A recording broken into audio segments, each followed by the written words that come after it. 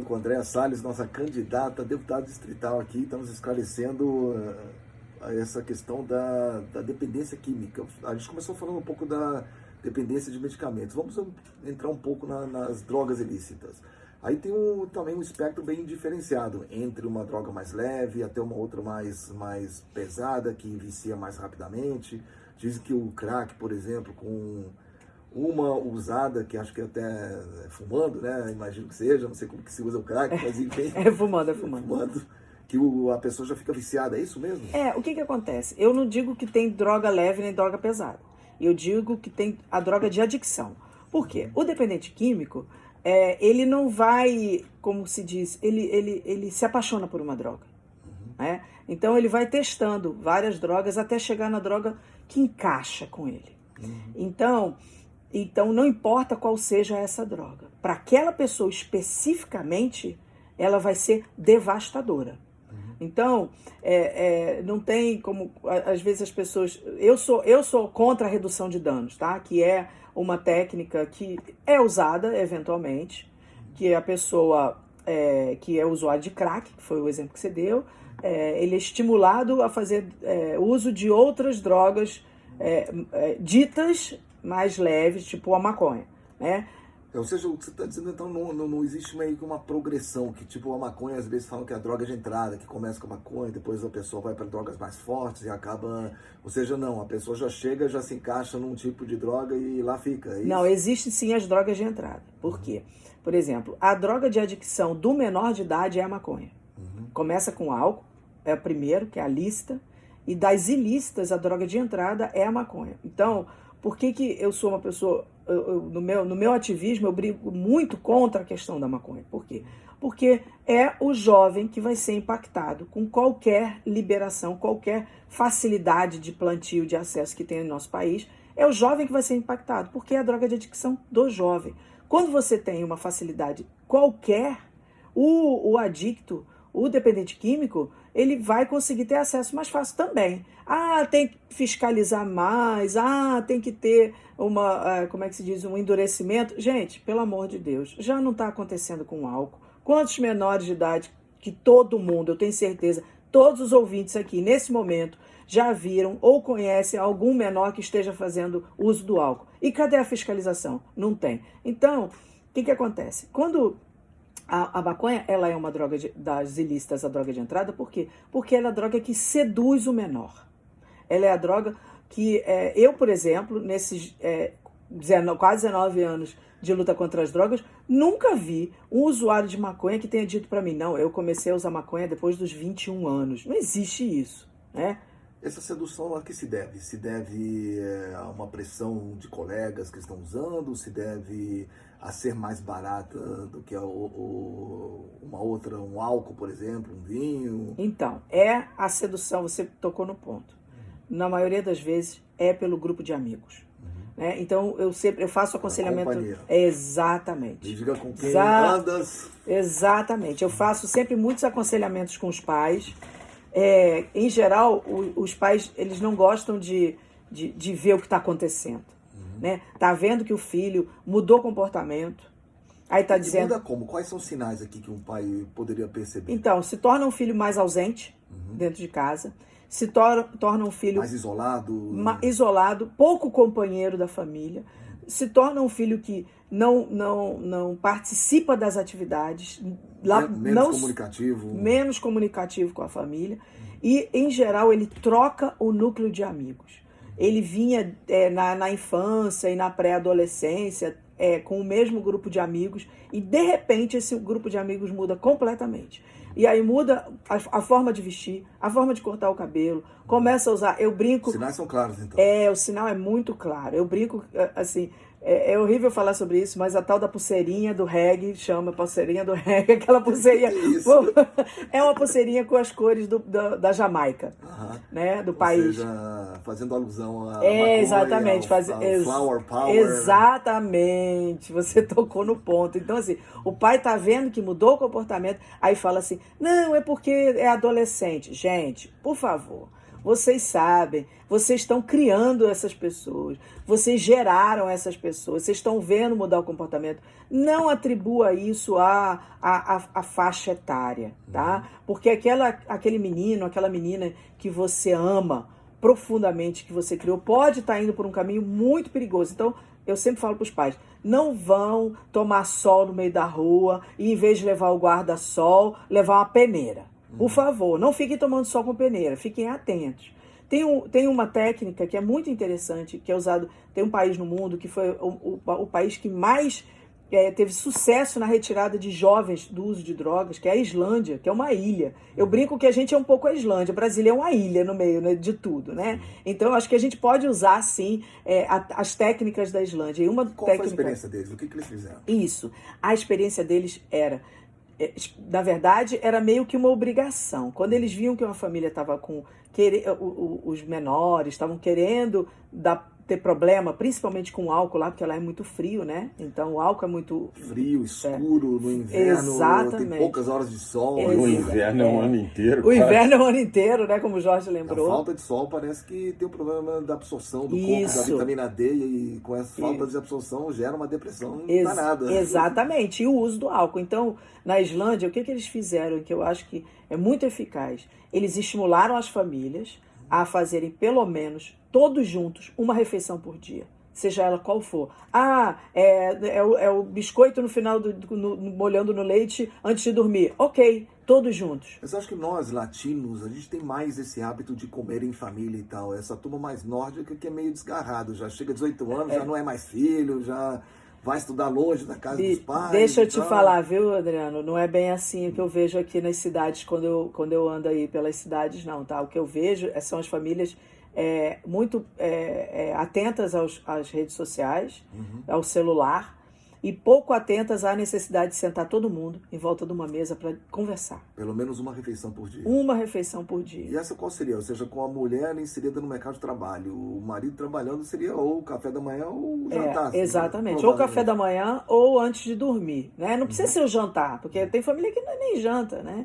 A gente, infelizmente, a gente também tem um problema social no Brasil, que é a questão da alimentação na família, né? Tem gente que não tem nem comida. Toda a questão de falta de segurança alimentar. Exatamente. Então, por isso que eu gosto do olhar da análise que o CAPS faz, porque ele também faz uma análise social daquela família.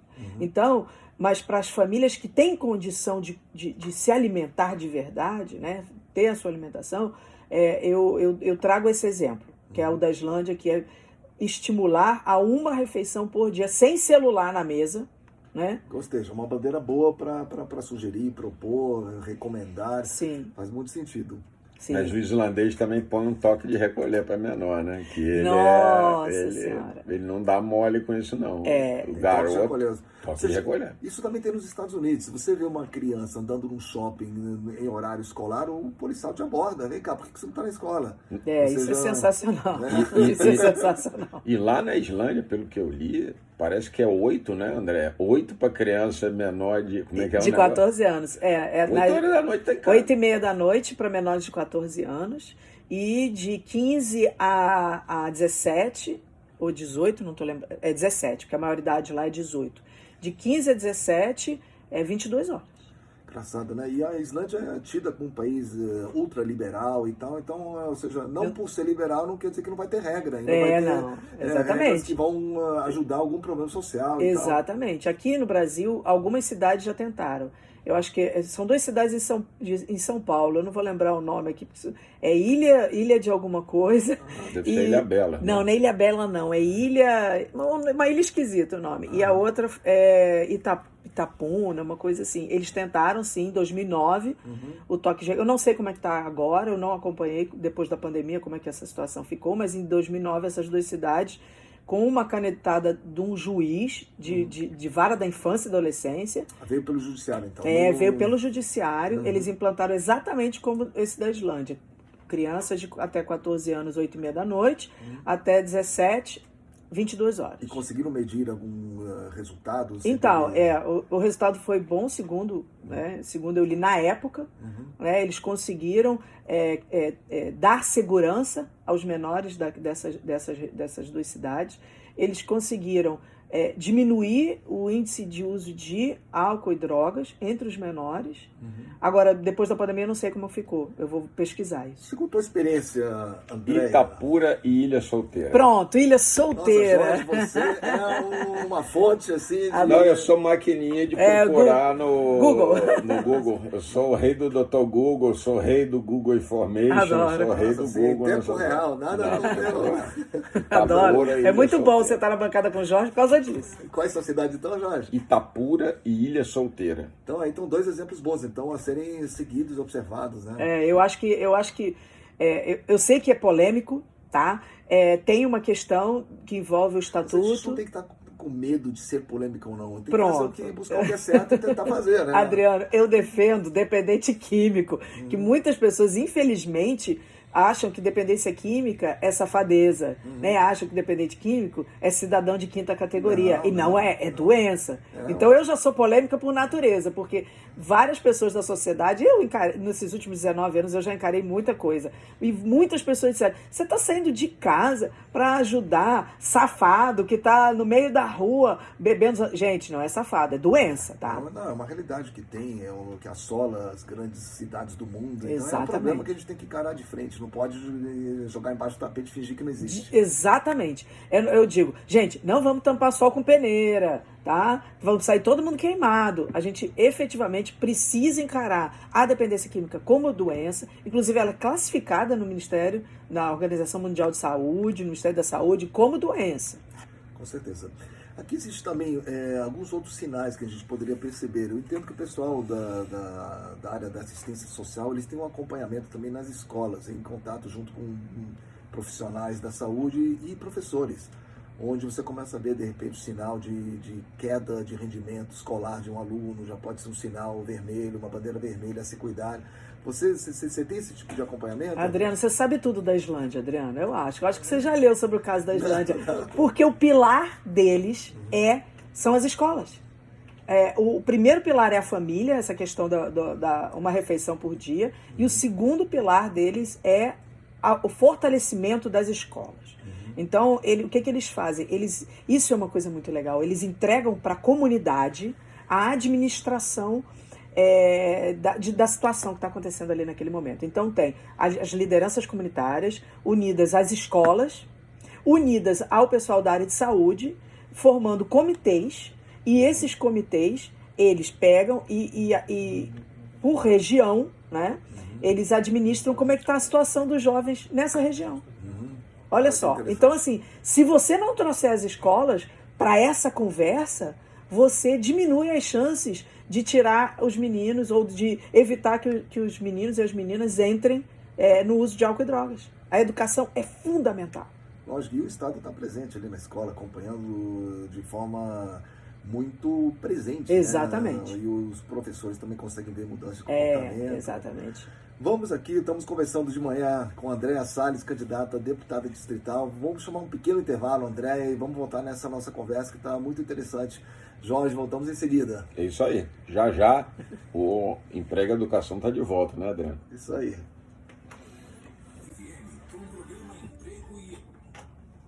Voltando aqui, hoje o nosso programa Emprego e Educação. Eu sou Adriano Amaral, estou conversando com a Andréa Salles, candidata a deputada distrital, e junto com a gente está o nosso querido Jorge Eduardo, nosso jornalista, nos acompanhando.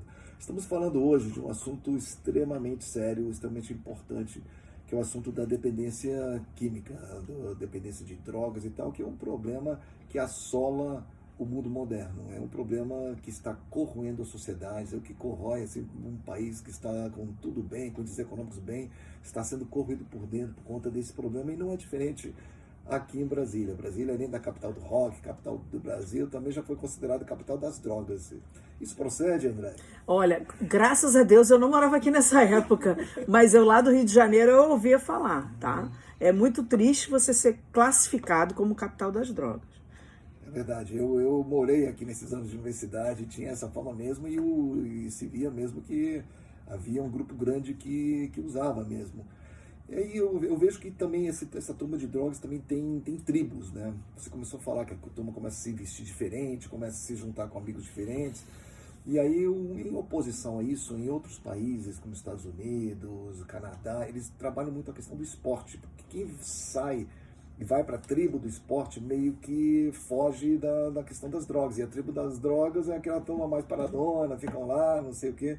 E acho que esporte e droga não combinam muito. Você tem toda a razão. Um dos pilares para a retirada de crianças e adolescentes da vulnerabilidade das drogas é ela fazer um esporte. Tá? E não só esporte,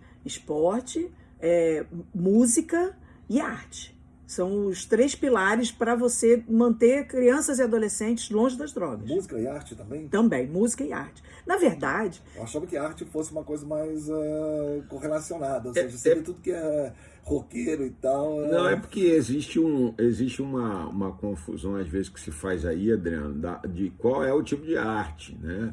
E qual é o tipo de música. Em geral, né, André, me corrija se eu estiver errado, é uma música ensinando a tocar um instrumento, é uma instrução em música, você tem que uma instrução em arte. Dedicação. Porque uma das coisas que acontece, e eu acho que a Andréa citou isso, é que quando você começa a usar álcool e droga muito cedo, tem uma dispersão muito maior do estudante.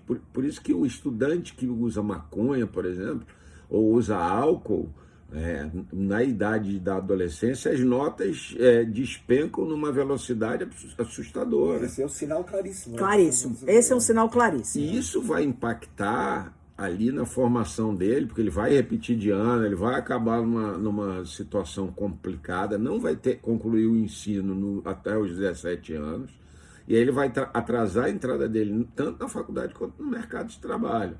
Né? E isso muitas vezes é imperceptível, parece só que meu filho é burro, meu filho não consegue aprender. Talvez seu filho não esteja conseguindo aprender porque o cérebro está entorpecido, né? Exatamente. O cérebro é o primeiro afetado, né? na vida escolar. Então, é outra coisa que os pais precisam prestar atenção. É a questão de notas. Tá? Porque elas caem vertiginosamente. Então, às vezes, eu até brinco que você tem que tomar cuidado até com relação ao ritmo de recebimento das notas do seu filho, porque ele pode até estar pegando aquele boletim e tá falsificando as notas.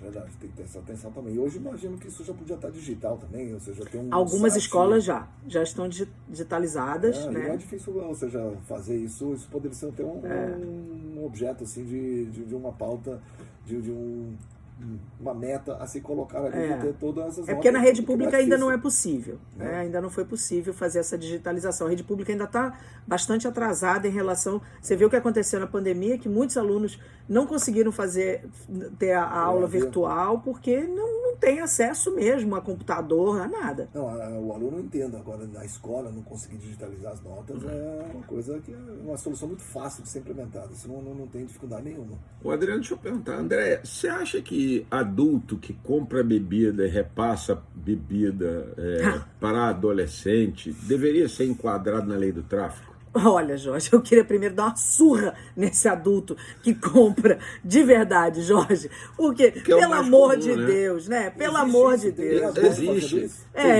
O adolescente, ele só tem acesso à bebida na quase totalidade, por meio de um adulto.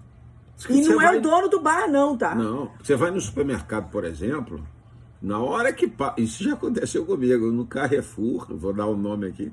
Cheguei lá na época eu estava podendo tomar uma cerveja, cheguei lá, a mulher assim, documento de identidade. Eu falei, obrigado, minha filha, porque eu tinha 54 anos que eu tinha na época, alguém pedir a carteira de identidade para saber se eu sou maior, é uma honra. Né? Só com essa cara de novinho. Essa cara de novinho estragado, né? Mas o supermercado não vende, mas então tem que ter um adulto que compre para repassar. Né? E o dono do bar também não, porque ele vai perder a licença. Né? Então, assim, quem é que está vendendo... Como é que a bebida está chegando no adolescente? Um adulto que compra e entrega, ou esses biroscas e tal que não tem licença, porque aí o cara também não tem nada a perder.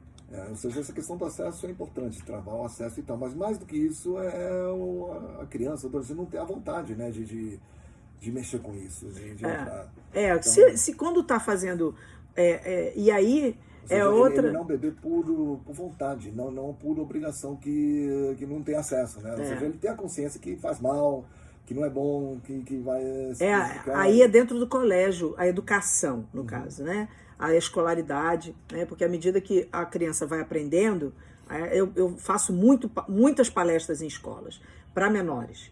E eu sempre falo, olha, existe uma lei que você não pode usar álcool, que você não pode beber. E aí eu sempre converso antes de falar dessa lei, eu sempre pergunto a eles, vocês querem viver num país melhor? Todas as crianças levantam a mão e falam, eu quero um país melhor para mim. Aí eu falo, como é que você vai ter um país melhor se você não cumprir a lei? A lei é a base do país. Então, esse negócio de lei não pegar, rapaz, é outra briga que eu gosto de pegar no meio da rua. Lei existe para ser cumprida. A lei que não pega é porque ela foi mal formulada. Sim, mas então, aí... o legislador não fez o papel dele. Mas mais do que pela lei, acho que você quer um Brasil melhor e tal, você não começa a corroer a sua matéria-prima, que são as pessoas. Sim. Essa corrosão das drogas é uma coisa que realmente é um problema endêmico. E compromete o Brasil do futuro. O mundo do futuro. Você pega as melhores cidades do mundo. Eu estive em Zurique, num bairro ali dos bairros dos relógios, com todas as lojas caríssimas.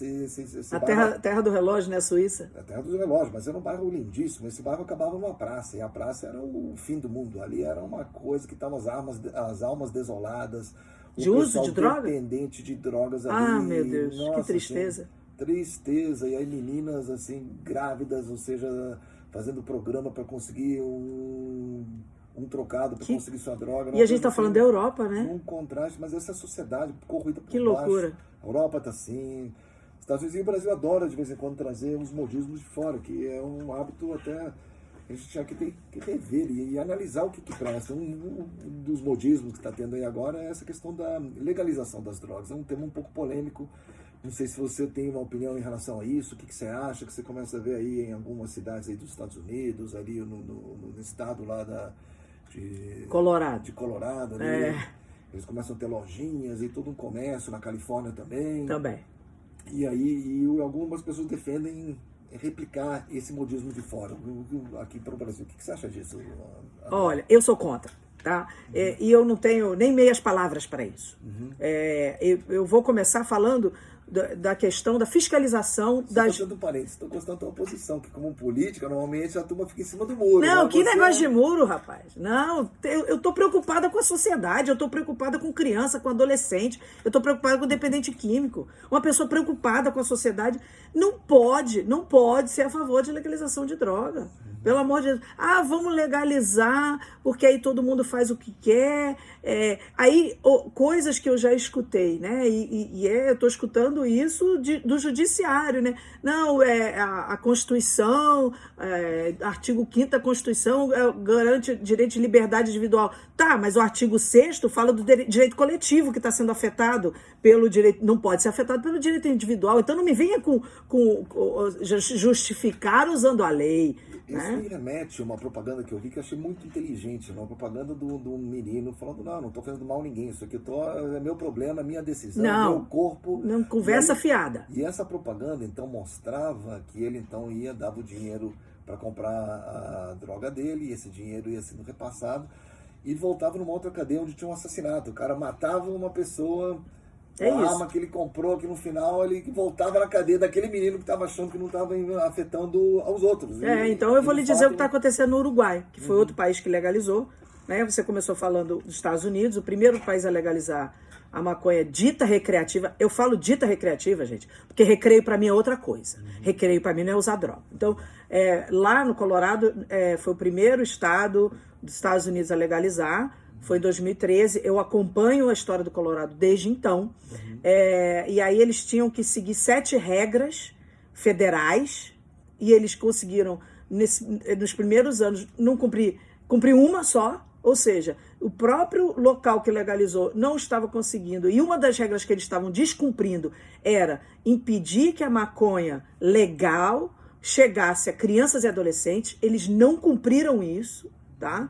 Então, assim, Estados Unidos, né? A gente está falando de país primeiro mundo, não conseguiu. Aí você imagina, vamos trazer aqui para o Brasil. Vou falar do Uruguai antes de falar do Brasil. O Uruguai, quando legalizou, teve um chefe de polícia, foi mais ou menos na mesma época, 2015, eu vi uma entrevista do chefe de polícia, o nome dele era Leiria, uma coisa assim o nome dele, e ele deu uma entrevista falando que o número de assassinatos aumentou no Uruguai depois da legalização, diretamente ligado à questão da legalização. Isso também vai tudo numa linha da esculhambação também. Aquele Mujica vivia ali no barraco também, que virou presidente, que também ele era usuário, era um cara super relaxadão, não queria nada com nada. Exemplos arrastam. Uhum. Infelizmente, eles estão lutando com essa questão lá. Não é fácil. As pessoas falam, mas e a questão econômica? Isso vai voltar como impostos e os impostos vai ser bom para a sociedade. Gente, já não acontece com álcool, já não acontece com cigarro. Essa é a regra do cigarro, né? Que isso. Os governos cobram um imposto muito grande sobre faturamento, inclusive, mas isso vai ter uma repercussão 30 anos depois, aí, com milhões de doenças de efizema pulmonar. Eu fiz uma pesquisa numa época sobre essa questão do tabaco, porque eu acho a questão do tabaco um negócio muito interessante no Brasil, porque o ministro Zé Serra, na época, o ex-ministro da Saúde, José Serra, iniciou uma caça ao fumo, né? E ele conseguiu números expressivos. Ele, quando eu falo, é a equipe do Ministério da Saúde. E eu me lembro que quando eu era jovem, a droga de entrada era o tabaco, era o cigarro. A gente fumava escondido, banheiro de colégio, tinha todo um glamour. Por exemplo, quando você chega na geração hoje, abaixo de 30, é uma minoria quem fuma cigarro, uma minoria mesmo, lá por casa de 12%. Isso foi um esforço para mostrar. O Brasil deu um passo grande, que deveria até ser exemplo pro resto do mundo. Com certeza. Você vai para a Espanha, você vê os meninos de 10 anos fumando loucura, cigarro. Cigarro, é uma loucura, que lá é primeiro mundo, não sei o que. Mas essa questão de drogas, até de cigarro, é um problema endêmico em outros países. E o Brasil, pelo menos na questão de cigarro, que ainda há um consumo muito grande, mas relativo e comparando com a Espanha, por exemplo, esses países aí, a França também, a turma fumam absurdamente. E eu me lembro que um dos argumentos para porque eu estava no Ministério da Saúde, na assessoria do Ministério da Saúde na época, e um dos argumentos para isso é que havia uma conta dentro do Ministério da Saúde de que o Brasil arrecadava em impostos algo como 9 milhões ou bilhões, é muito tempo, eu acho que era milhões, isso já deve ter sido em tributos, e gastava 30 milhões, ou 30 bilhões, 9 bilhões, 30 bilhões, mas a relação era essa, 9 para 30, né? Com tratamento de doenças ocasionadas pelo uso do tabaco, como doenças cardiovasculares e doenças pulmonares. Ou seja, a conta do tributo nunca vai fechar com a conta do teu gasto com saúde pública. Eles tinham uma conta semelhante com álcool, que fez com que eles também insistissem na redução da propaganda do álcool. Só que o álcool é uma cultura muito mais profunda, né? Que é aquela coisa, você vai fazer o aniversário de 1 ano do seu neto ou do seu filho. Aí você reúne lá, festa de criança, guaraná, bolinho, docinho, aí tem sempre um miserável lá que chega, pega, né? Faz uma colheita, festa bico seco não presta. Aí faz uma coleta, pega lá, vai comprar cerveja e fica todo mundo tomando cerveja alegre e as crianças olhando e dizendo assim, eu quero ser igual a esse tio ali da mesa. É a mesa da diretoria que chama. Você vai forjando uma cultura também disso. É a cultura do álcool. E aí as pessoas aprendem muito pelo exemplo, sem dúvida. Sempre. E olha, o menor é isso. Pensando nessa cultura do álcool, qual foi a última festa que você, André, foram que não tinha álcool? Não tô lembrada, não. Eu morei no México, então ali se bebe de uma forma absurda. Industrial, né? Industrial ali. Meu paladar ficou no México lá. Com algumas comidas, nem sei de tanta. Você cresceu, ou seja, 2 anos morando no México com um adolescente lá. Nossa Não Senhora. existe. Então, assim, o que a gente vê é que é uma conta que não fecha, uma conta tributária que não fecha. É outra coisa, essas experiências, né, André, de economia, de que vai arrumar tributos, não existe Voltando isso. para essa conta que não fecha, é exatamente isso. Ou seja, o reflexo disso no Sistema Único de Saúde depois é gigantesco. Ou seja, você faz ou seja, se fosse fazer uma análise fria de fluxo de caixa, você percebe antes um imposto e com isso você deveria estar aplicando para alguma coisa, mas essa conta vive na frente para a sociedade e é uma conta cara. Como essa conta que o André deve estar vendo, você já vê a estrutura que um Estado tem que prover para tentar tratar esses Exatamente. dependentes. Então, Você vê o Colorado, vamos voltar para o exemplo do Colorado, que esse eu me aprofundei nas pesquisas mesmo. que bom que todo mundo só fala bem disso, é bom que alguém que é do ramo, que entende, consiga dar Mas uma a gente, opinião diferente. Isso é olha, importante. deixa eu te falar. Existe uma minoria ruidosa no Brasil pró-legalização. Por que eu falo que é minoria, sim? Porque o Datafolha acabou de lançar o Datafolha. Já falou tá? Datafolha, já vi de claro, assim, que é Datafolha. Hoje, Então deixa eu te falar. Datafolha acabou de lançar um resultado de uma pesquisa em que 83% dos brasileiros não querem a legalização de mais nenhuma droga. Ponto. É isso. Então, não é maioria, 83% é a população quase toda. Então, quando você está ouvindo alguém falar de legalização, é uma minoria ruidosa.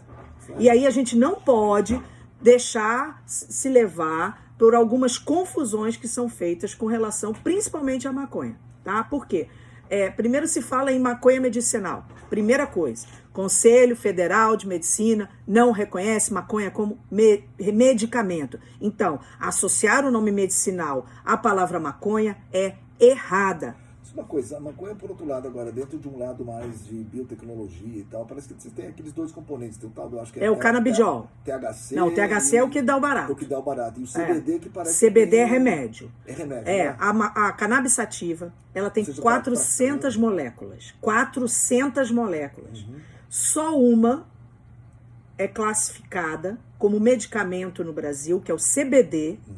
Tá? Ela é aprovada, a importação do CBD é aprovado pela Anvisa. Eu tive lá lutando em 2019 para passar a RDC 329 para garantir CBD para as crianças que têm epilepsia, para as crianças que têm vários problemas. Então, assim, eu tava. Usa muito com câncer. Câncer já é outra questão.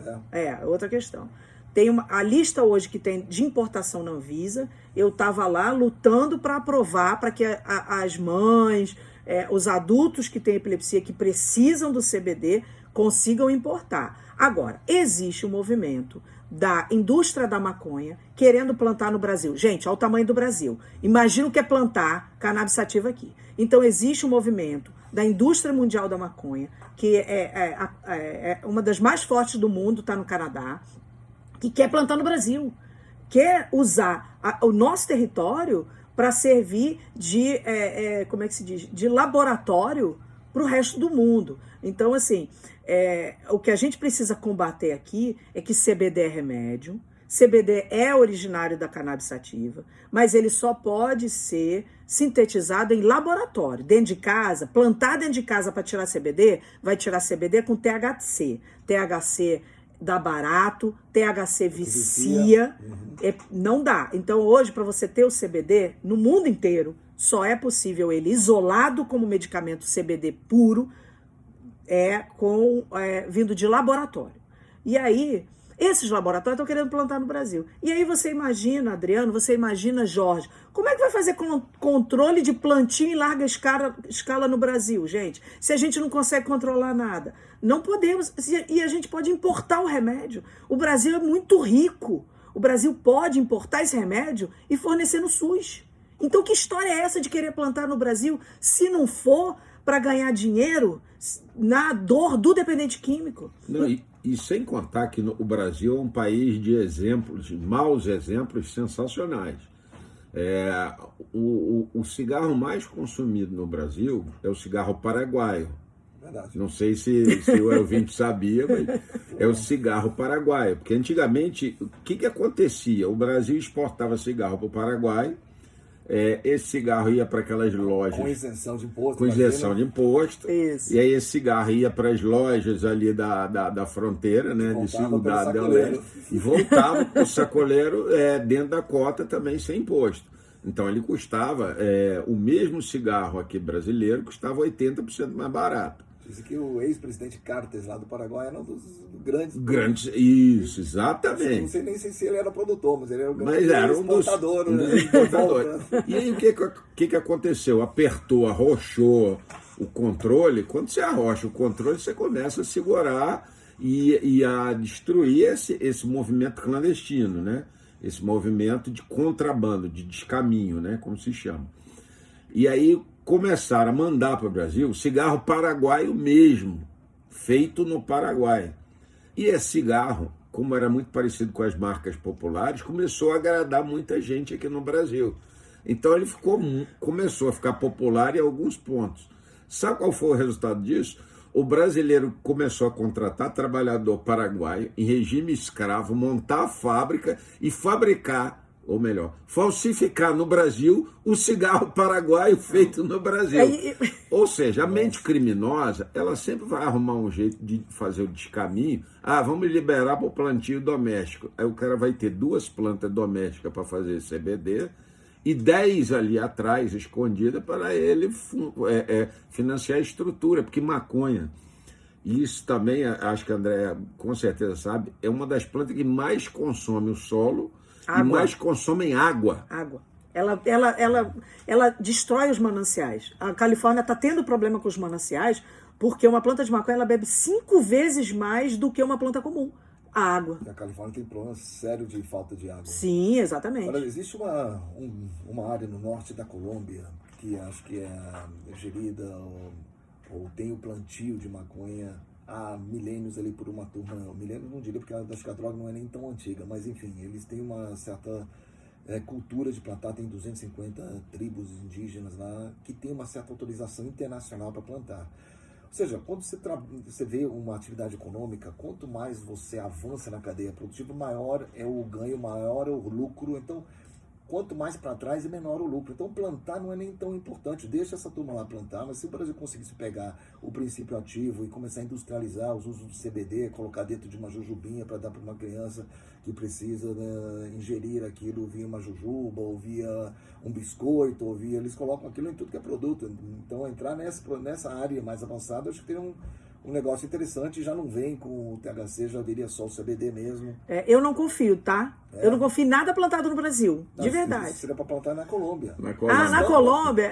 Você plantando na Colômbia. E o valor agregado, quando vem mais para cá, a gente ficaria com o valor agregado maior.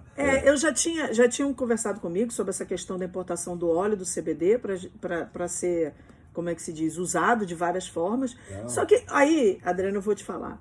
E aí é aquela coisa que a gente precisa ficar atento para a gente não comprar gato por lebre. Não existe esse interesse tão grande no CBD, tá? O interesse é no THC. O interesse é no que vicia, no que dá lucro. Então, quando você começa com essa conversa, não, vamos então importar o óleo do CBD isolado, porque quando ele vem isolado, ele não tem THC. Na verdade, ele tem um pouquinho, mas não dá barato, que é o 0,2, que você não consegue dentro do isolamento. Eu sei essas coisas todas, porque eu estava dentro da Anvisa para poder ampliar essa lista para que as crianças tivessem acesso ao CBD importado.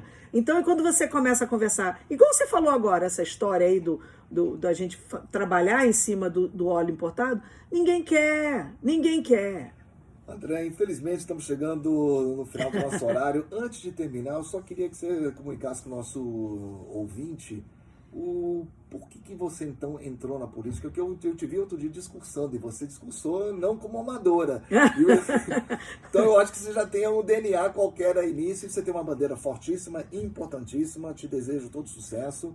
Queria que você explicasse um pouquinho essa tua origem aí, e de novo, o que te motiva, que você, pelo jeito, você já atua nessa atividade, não é algo novo, uma bandeira que você está trazendo porque você vai entrar na política, é algo que você já vive. Eu vivo isso, a questão da luta contra a dependência química há quase 19 anos, eu sou familiar de dependente químico, então eu sou oriundo de grupos de autoajuda contra a dependência química, né? É onde eu me encontro, é onde estão meus pares, são as pessoas que as famílias que sofrem com isso, porque eu sou familiar, que sofri com isso, né? O meu familiar está em abstinência já há 18 anos, graças a Deus, mas mesmo assim eu não, como é que se diz, eu não abandonei a luta, então eu abracei a causa e desde então eu trato não, né? Eu amparo, apoio as pessoas que têm o mesmo problema que eu, né? E de 2014 para cá, eu comecei a atuar dentro do Congresso Nacional para ter leis que ampliassem a ajuda ao dependente químico para que ele tenha mais chances para sair, né? Ampliasse a prevenção com crianças e adolescentes. Em 2019, eu ajudei a mudar a lei de drogas, a lei de drogas nacional, né? Até 2019 não contemplava as comunidades terapêuticas, que hoje são alguns dos equipamentos que mais ajudam a salvar dependentes químicos. Até 2019 não existia comunidade terapêutica dentro da lei de drogas, então eu ajudei a mudar isso lá no Congresso Nacional. Oh, que beleza, hein? Então, desde a lei, a gente conseguiu a aprovação dela em abril de 2019, e o presidente da República sancionou. E aí, desde então, eu estou lutando contra a dependência química e para ajudar as pessoas a saírem das drogas e as famílias a aprenderem a lidar com isso. Uma bandeira importantíssima até para a produtividade nacional, inclusive seria um diferencial competitivo do Brasil em relação ao resto do mundo se a gente se livrasse dessas chagas assim. Certamente. Você manter a população mais ativa. E não só isso, então a gente falou também da nossa experiência lá atrás com amigos que usaram drogas, muitos deles acabaram degenerando doenças como a esquizofrenia, alguns morreram, então também ele tem consequências gravíssimas para uma sociedade. Antes de terminar, Jorge, por favor, suas palavras finais aí, que você nos acompanhou hoje de manhã. Adriano, muito bom estar aqui nessa conversa. Um abraço para você e boa sorte para André. Obrigada. André, boa sorte, bandeira importantíssima, que Deus te ilumine. Amém. Queridos ouvintes, muito obrigado. Com isso terminamos aqui mais um programa Emprego e Educação. Bom dia a todos, bom final de semana.